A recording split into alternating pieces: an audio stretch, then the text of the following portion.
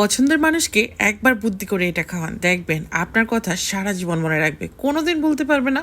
যতদিন বেঁচে থাকবে শুধু আপনার কথাই মনে রাখবে, কেননা এটা এমন একটা জিনিস মুখে দেওয়া মাত্রই কিন্তু একদম রাজকীয় একটা টেস্ট পাবে, আর এটা টেস্ট একদমই ভিন্ন।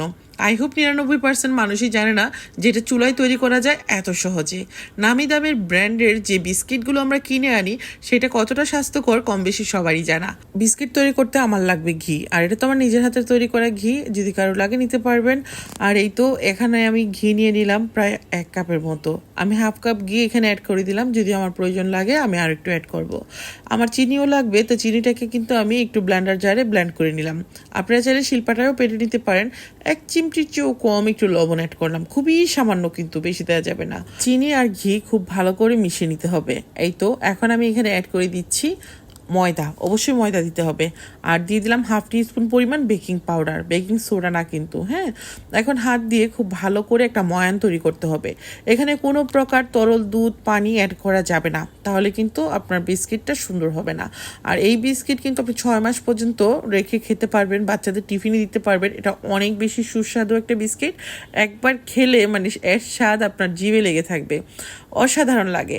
আর এখন কিন্তু আমি এখানে একটা প্লেট রেডি করে নিচ্ছি, আর এর মধ্যে একটু তেল দিয়ে উপরে একটা সাদা কাগজ অথবা বেকিং পেপার দিয়ে নেবেন, এতে করে বিস্কিটগুলো কিন্তু সুন্দরভাবে তুলে নেওয়া যাবে।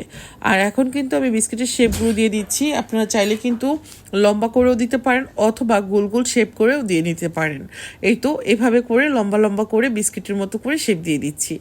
আশা করছি এই বিষয়টা দেখে বুঝে নেবেন, আসলে সব কিছু তো আর বলে বোঝানো যায় না, কিছু জিনিস দেখেও বুঝে নিতে হয়। এভাবে করে মানে বাজারে যে নামি দামি ব্র্যান্ডের বিস্কিটগুলো আমরা কিনে আনি দেখতে এরকমটাই লাগে অনেকটা, তবে আমি একটু বড় বড় করেই তৈরি করছি, আপনারা চাইলে আরেকটু ছোটো করে তৈরি করতে পারেন। এটা বানানোর পর কিন্তু আর একটু ফুলে যাবে, হ্যাঁ। তা আমি একটা প্লেটের মধ্যে খুব সুন্দর করে এভাবে একটু ফাঁকা ফাঁকা করে ছড়িয়ে দিচ্ছি, যেহেতু এটা বানানোর পর মানে যখন এটা রান্না করা হবে তারপর কিন্তু এটা ফুলে উঠবে। আজকে কিন্তু আমি বিস্কিটটা চুলায় বেক করব।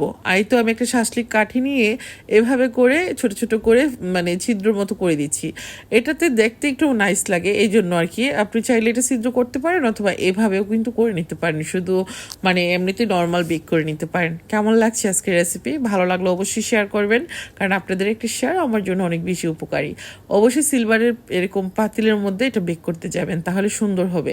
নিচে একটা তাওয়া বসিয়ে তারপর স্ট্রিনার দিয়ে তারপর একটা ঢাকনা দিয়ে ঢাকনার যে ছিদ্র ছিল সেটাও রেখে দিয়েছি। 20 মিনিট আমি ঘড়ি ধরে বেক করেছি। মাশাল্লাহ, অনেক সুন্দর স্মেল, ঘিয়ের যে মিষ্টি ফ্লেভার পুরো বাড়ি জুড়ে কিন্তু মৌ করছে।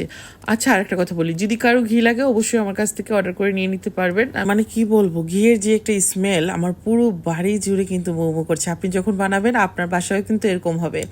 আর বাচ্চাদের টিফিনে কিন্তু এরকম 2 পিস বিস্কিট দিয়ে দিলে যখন খাবে ওরা কিন্তু অনেক বেশি এনার্জি পাবে। এই তো আমি স্ক্রিনের উপর ফোন নাম্বারটা দিয়ে দিলাম, কারো ঘি লাগলে বা বাটার লাগলে এই নাম্বারে ফোন করে অর্ডার করে নেবেন। আর এটা আমার নিজের হাতে তৈরি করা ঘি, অনেক বেশি সুস্বাদু, অনেক বেশি হেলদি।